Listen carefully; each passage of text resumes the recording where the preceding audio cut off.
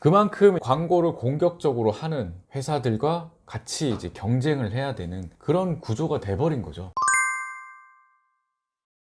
안녕하세요, 서범석 변호사입니다. 최근에 이런 기사가 있었어요. 2025학년도 법학 적성시험 접수 마감 2만 명 못 넘었다. 이 기사에 보면은 올해 2024년에 리트라고 하죠. 법학 적성시험. 로스쿨을 가기 위해서는 이 리트를 응시를 해서 점수를 받아서 그 점수가 잘 나왔을 때 로스쿨 가기가 좋고, 이런 시험입니다. 이 리트라는 거는. 근데 19,400명이 지원했다는 거예요.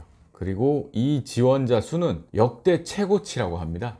여기 보면은 법률저널 기사인데, 제일 처음으로 리트가 도입된 2009년도에 보면은 1,960명이 지원했어요. 그런데 그 다음에 계속 10,000명을 못 넘기다가 2017년도까지 계속 10,000명도 안 되다가 2024년 올해에 19,400명이나 지원을 했다는 겁니다. 우리가 최근에 이제 뭐 변호사 인기 예전만 못하다, 변호사 버는 수입이 예전만 못하다, 이런 기사들도 심심치 않게 볼 수 있죠. 이 기사에서는 이렇게 로스쿨의 인기가 다시 살아난 이유에 대해서 분석하고 있는 걸로는 사회적 지위를 누릴 수 있다. 그리고 법률 서비스가 수요가 증가하고 있다. 그리고 진로 선택에 있어서도 광범위하게 할 수 있다. 뭐 변호사, 판사, 검사는 당연하고 정치인, 그리고 법무 담당 임원, 회사의 임원, NGO 활동가 등등 여러 가지 분야에서 활동할 수 있다.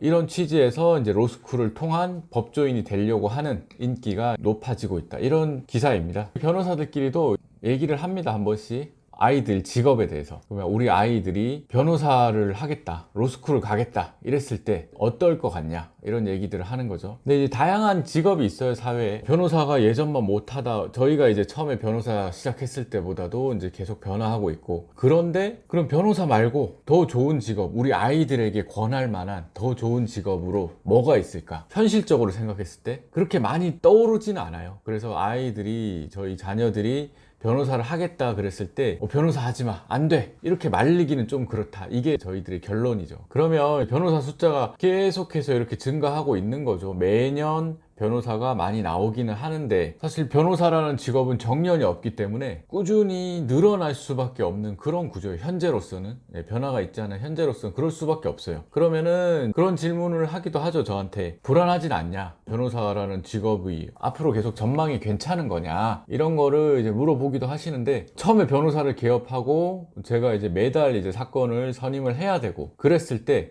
우리 하루살이라는 표현이 있죠. 하루살이. 그리고 이제 일용직 이라는 표현도 있죠. 하루 벌어서 하루 먹고 사는, 약간 비슷한 느낌이 들었어요. 한 달을 벌어서 그 한 달을 잘 보내고 그러면은 그 다음 달이 되면 다시 리셋이 되는 그런 느낌도 들었어요, 사실 초반에는. 왜냐하면은 매달 제가 지출해야 되는 사무실 임대료, 직원 급여, 그리고 각종 비용들이 있는데, 이번 달에 잘 돼서 했는데 다음 달 되면은 그 비용이 또 나가야 되는 거죠. 그런 생각을 한 때도 있었는데, 요즘에는 이제 제 주변에서 저한테 어떻게 이제 변호사로서 그렇게 자리를 잡을 수 있냐, 이런 얘기들도 듣고, 이제 제 동기들이나 제가 아는 사람들이 변호사 이제 됐다고 연락이 오는 거예요. 범서가 너는 어떻게 인천에서 그렇게 자리를 잘 잡았니? 뭐 이런 얘기까지 들은 적도 있어요. 물론 뭐 제가 그렇게 생각하진 않는데, 주변에서 그렇게 얘기를 하면은 저는 저 스스로 자리를 잡았다 이런 생각을 해본 적이 없지만, 주변에서 여러 사람들이 저한테 그런 얘기를 해주면은, 아, 이게 어쩌면은 내가 지금 이제 변호사로서 자리를 잡은 걸 수도 있겠구나, 그런 생각이 들기도 하더라고요. 그리고 요즘에는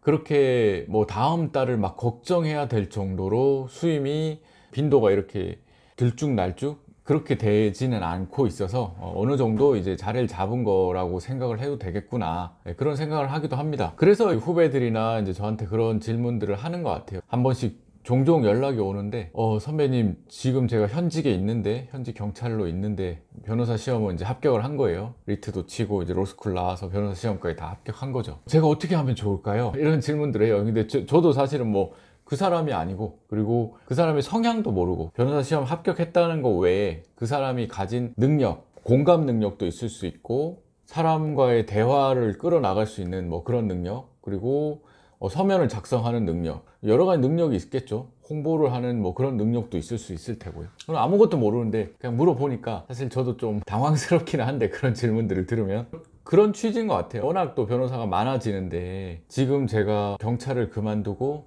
나와서 개업을 해도 괜찮겠냐, 결국 핵심은 그거겠죠. 근데 제 생각에 제가 변호사 개업할 때 2017년도에 이제 변호사 시작했는데 7년 가까이 됐죠, 시간이. 그때보다 마케팅 시장은 훨씬 더 치열해진 건 맞아요. 예, 그건 맞는 것 같아요. 변호사 마케팅 시장은. 그리고 그때는 네트워크 펌이라고 부르는, 우리가 온라인에 네이버나 이런 곳에 검색을 하면은 어디 변호사, 뭐 무슨 변호사, 뭐 어떤 분야의 변호사 이렇게 해서 검색을 하잖아요. 그때 검색을 했을 때 우리가 파워링크라고 하죠. 파워링크 상단에 뜨게 만들어서 그렇게 고객들을 유입을 받아서 사건을 수임을 하는데, 그런데 전국에 서울, 인천, 뭐 대구, 부산 이런 대도시는 물론이고 지방의 중소도시까지 분사무소를 내서 운영을 하고 있는 이런 형태의 네트워크 로펌들이 그때는 사실 없었어요. 제가 개업할 때는. 제가 개업하고 몇 년 정도, 한 1, 2년 정도 지났나? 그때 처음으로 인천에도 네트워크 펌에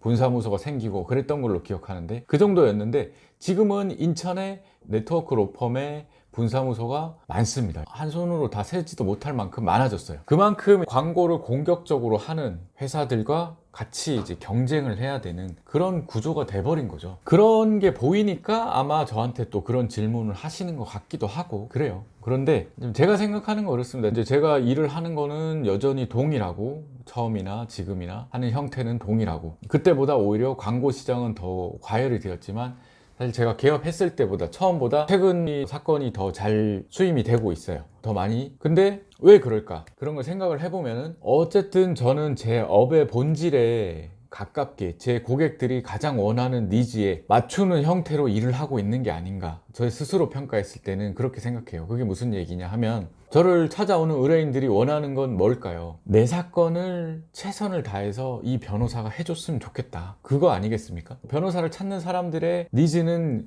7년 전이나 10년 전이나 20년 전이나 똑같다는 거예요. 그렇게 하면은 어쨌든 변호사 업을 하는데 큰 지장은 없고 시간이 지날수록 잘 될 수 있다, 이렇게 생각을 합니다. 그래서 변호사 숫자가 많아진다 하더라도, 많아지고 있고 앞으로 더 많아지겠죠. 변호사 숫자는 더 많아진다 하더라도 그 본질에 가깝게 일을 한다면은 저는 변호사 업을 하는데 그렇게 불안해하거나 이걸 해도 될까 걱정하고 그럴 필요는 없다, 그렇게 생각하고 있습니다. 오늘 기사에서 본 것처럼 리트 응시 인원이 적을 때의 2배 이상으로 지금 늘어나서 2만 명 가까이 되고 있는데, 인원이 많아졌다고 해서 내가 변호사라는 직업, 법조인이 되고 싶은데 망설일 필요는 없다고 생각합니다. 왜냐하면은 변호사라는 직업은 여전히 내 일에 대해서 내가 주체적으로 생각을 가지고 해결해 나갈 수 있는 그 장점이 있다는 건 여전히 똑같고, 그리고 변호사라는 직업이 가지는, 개업 변호사가 특히 가지는 내 생활을 잘 관리할 수 있는, 마음대로 조정할 수 있는 그 장점도 있을 수 있고요. 그리고 급여 부분에 있어서 개업 변호사는 하방과 상방이 다 열려 있죠. 그래서 그게 조금 두려울 수도 있지만, 제가 조금 전에 말씀드린 것 같은 이 변호사 업의 본질에 충실해서 일을 한다면은 하방에 대한 걱정을 해야 될 만한 그런 상황은 아닌 것 같다. 현재 변호사 시장은 상방도 노력하기에 따라서 얼마든지 늘어날 수 있는 직업이다. 그래서 여전히 매력적인 직업이라고 생각합니다.